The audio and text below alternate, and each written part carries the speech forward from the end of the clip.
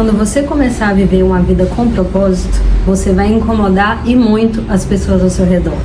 Porque muitas pessoas estão vivendo uma vida totalmente vazia, sem propósito nenhum e sem significado. E quando elas se deparam com alguém que sabem que Jesus é seu Senhor e que elas estão vivendo para agradá-lo e que elas sabem que tem um propósito e os propósitos do Senhor para cumprir na vida delas e elas estão caminhando dentro desse propósito, com certeza essa pessoa vai incomodar a muitos que estão ao seu redor. Pessoas que vivem com propósito têm um brilho diferente no olhar. Elas são cheias de vida, de plenitude. Elas são felizes mesmo em meio às dificuldades. A Bíblia diz que a nossa luta não é contra carne e sangue. Ou seja, a nossa luta não é contra as pessoas, mas contra principados e potestades, contra as forças espirituais do mal nas regiões celestes. Porém, mesmo a nossa luta não sendo contra as pessoas, mesmo o nosso verdadeiro inimigo sendo o diabo, ele vai usar as pessoas para tentar nos atacar, nos atingir, nos fazer perder o foco, nos fazer cansar e nos fazer desistir e desanimar. A luz incomoda as trevas, então não pense que o inimigo vai facilitar a sua vida, o seu caminho nos cumprimentos do propósito do Senhor. Ele vai usar muitas pessoas que estão sob a influência dele, que ainda estão em trevas e que vão se incomodar com a luz que está vindo da sua vida por você estar vivendo na presença do Senhor e cumprindo os propósitos dele. No vídeo de hoje eu trouxe algumas coisas que certamente vão acontecer com você quando você estiver vivendo em luz e vivendo uma vida com propósito, cumprindo os propósitos do Senhor para a sua vida. A primeira coisa que vai acontecer é que você será invejado. Nós vemos vários relatos na Bíblia de pessoas que foram invejadas simplesmente por estarem vivendo o propósito do Senhor para a vida delas. E a Bíblia deixa claro que Jesus foi crucificado, que Jesus foi entregue para ser crucificado, porque os fariseus tinham inveja dele. Pilatos até tentou intervir quando Jesus estava sendo crucificado. Ele tentou fazer o povo mudar de ideia e perguntou se eles queriam escolher para ser crucificado a Jesus ou Barrabás. E o povo escolheu Jesus para ser crucificado.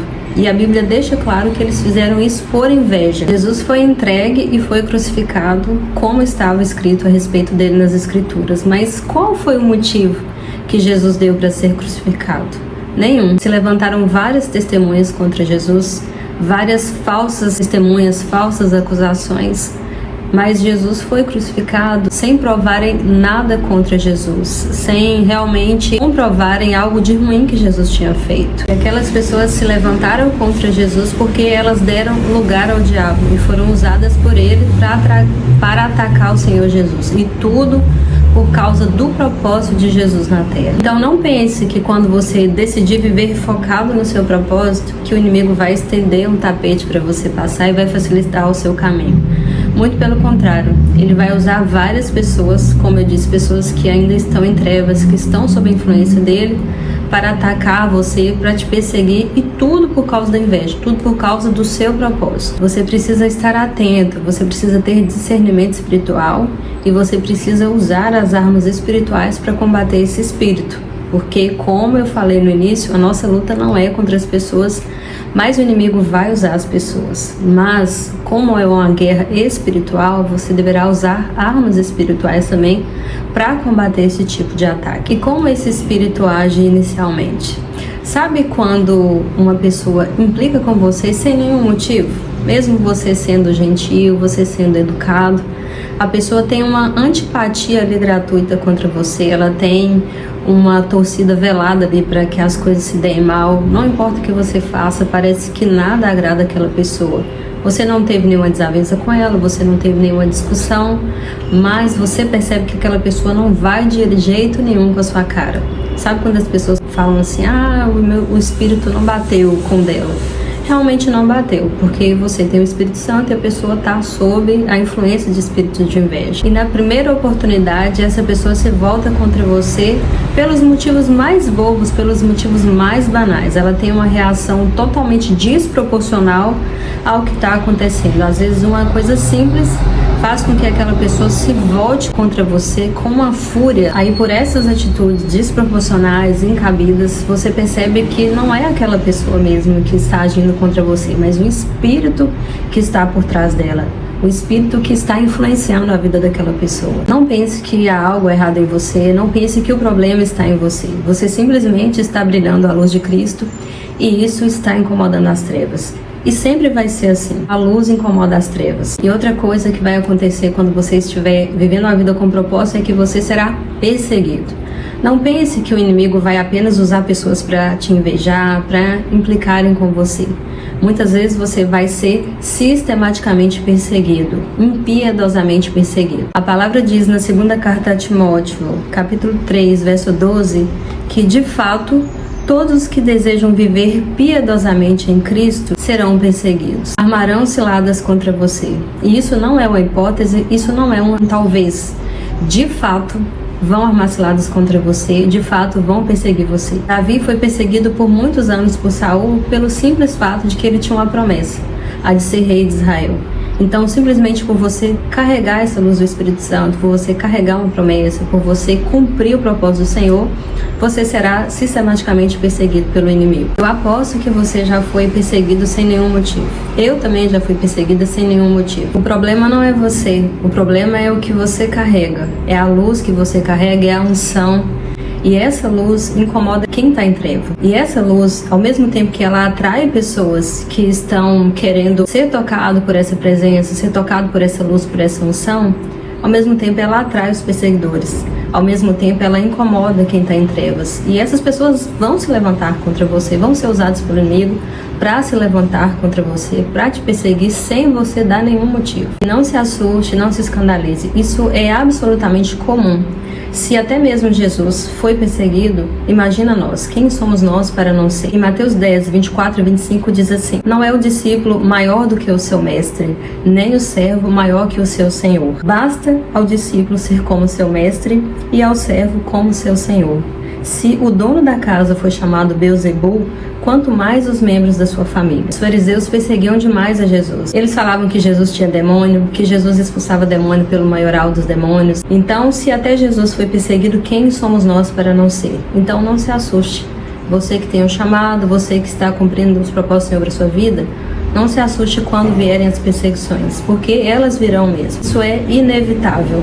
Quando nós cumprimos o propósito do Senhor aqui na terra, nós incomodamos as trevas e essas forças espirituais do mal se levantarão contra os filhos de Deus, mas eles não prevalecerão em nome de Jesus. Então, fique firme cumprindo o seu propósito e não se escandalize, porque isto é comum, pois até o nosso mestre foi perseguido. E a terceira coisa que você vai viver quando você estiver vivendo os propósitos do Senhor para a sua vida é que tentarão fazer você desistir. E um exemplo disso aconteceu com Neemias. Deus havia colocado no coração dele o desejo, o sonho de reconstruir os muros de Jerusalém, e ele efetivamente colocou esse plano em prática, e estava tudo indo muito bem, a reconstrução do muro a todo vapor, até que se levantaram dois opositores chamados Sanbalat e Tobias, que vieram para cima de Neemias com claras intenções de fazê-lo desistir, de fazê-lo desanimar, de fazer parar o propósito ali, a reconstrução do muro que ele estava fazendo. E no livro de Neemias, capítulo 4, verso de 1 a 3, diz que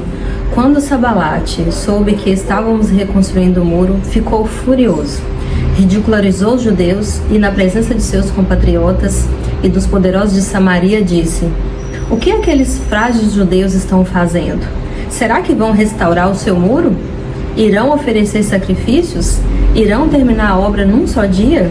Será que vão conseguir ressuscitar pedras de construção daqueles montes de entulho e de pedras queimadas?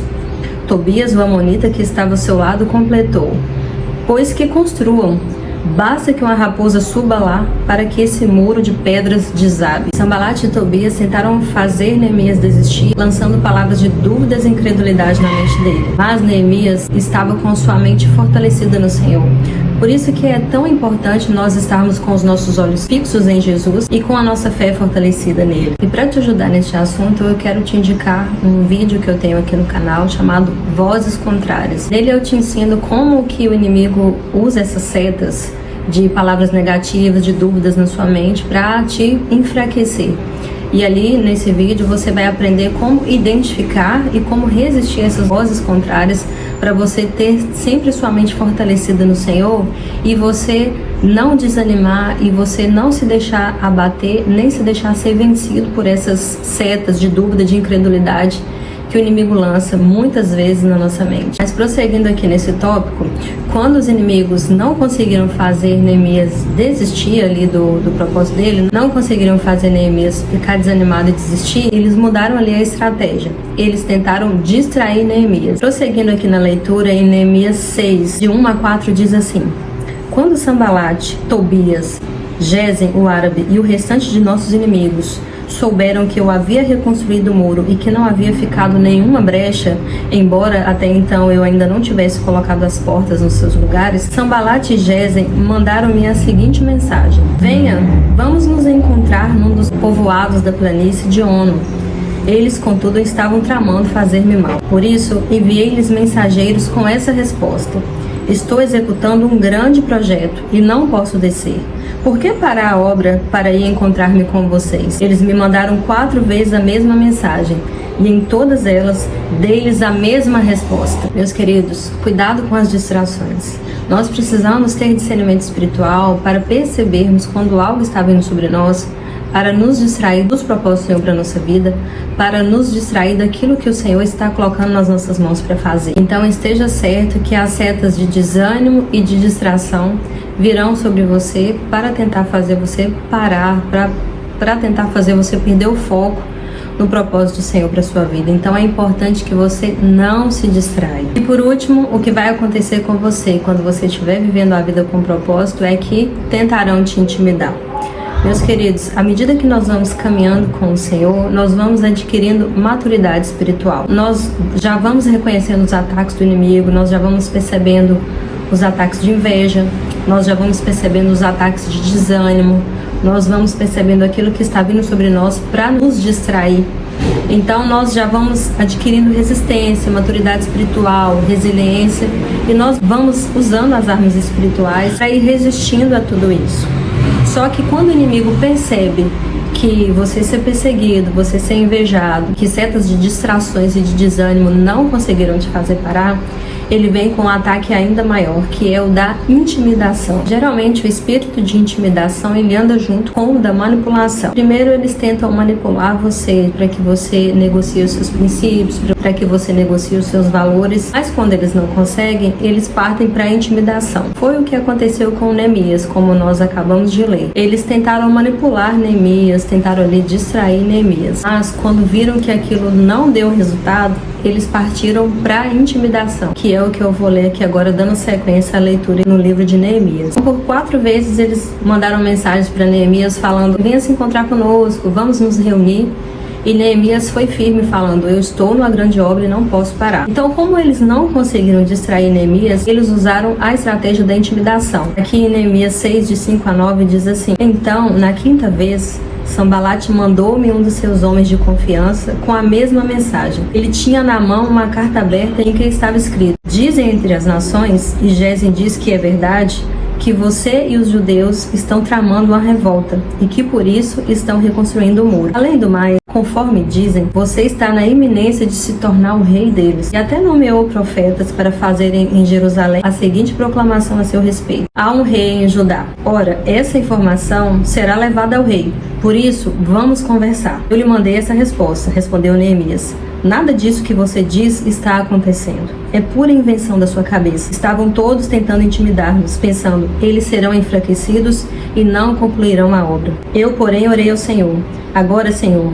fortalece as minhas mãos. Eles usaram aquela estratégia com a clara intenção de calar a voz de Neemias, de fazê-lo parar. Mas Neemias não temeu e não se intimidou. O espírito de intimidação, ele tenta te calar. Ele tenta fazer você negociar os seus valores, tenta te fazer parar. E é importante que você não ceda, que você não negocie com eles, que você não tema. Tem um autor chamado John Bevere, que ele tem um livro chamado Quebrando as Cadeias da Intimidação. Nesse livro ele explica exatamente como o espírito de intimidação age para tentar parar e calar os servos do Senhor. E esse autor diz nesse livro que tudo aquilo que você teme, você serve. Então, se você temer o espírito de intimidação, você viverá sobre o senhorio dele. Mas se você temer ao Senhor, você servirá ao Senhor e você andará sobre o senhorio dele. Muitas vezes o inimigo vai levantar várias situações contra você em várias áreas da sua vida. E é importante que você esteja firme firme no Senhor. Tudo que você teme te governa. Tema o Senhor e descanse debaixo do senhorio dele. Não tolere o espírito de intimidação, não negocie com o espírito de intimidação, não tema o espírito de intimidação. Quando Jesus estava para ser crucificado e ele estava diante de Pilatos, Pilatos fez uma pergunta para Jesus e Jesus ficou calado. E Pilatos diz assim: você não me responde nada?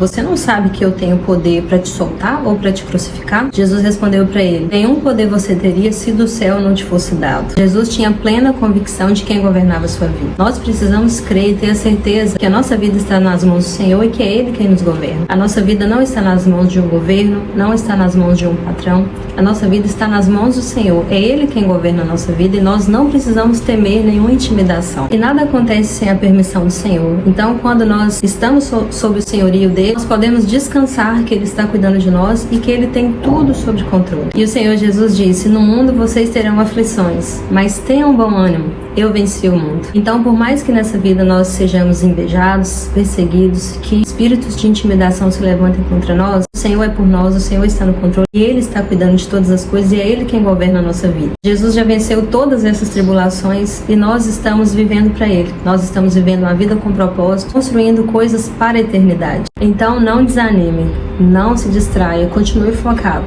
Você tem um propósito a cumprir. Então, por mais que situações se levantem, você está firme, confiante que você está vivendo uma vida com propósito e agradando ao seu Senhor e que nele nós somos mais que vencedores. Eu te agradeço a sua companhia. Deus te abençoe e até o próximo vídeo da nossa série Uma Vida com Propósito.